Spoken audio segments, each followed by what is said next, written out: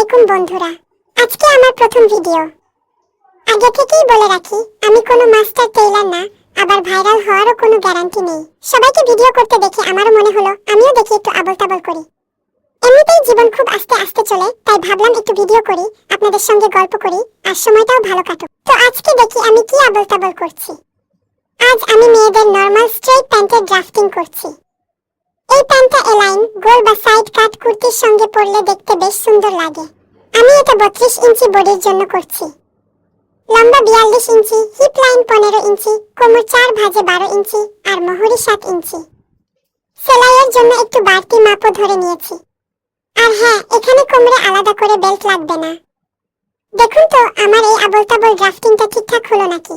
যদি পুরো মাপ, কাটিং আর সেলাইয়ের ভিডিও দেখতে চান তাহলে কমেন্ট করে জানাবেন। আপনাদের কমেন্ট দেখেই পরের ভিডিও বানানোর সাহস পাব। আর যদি ভিডিওটা দেখে মনে ভালো লাগে তাহলে এই গরিবের পেজটি ফলো করে একটু বড় লোক করে দিবেন।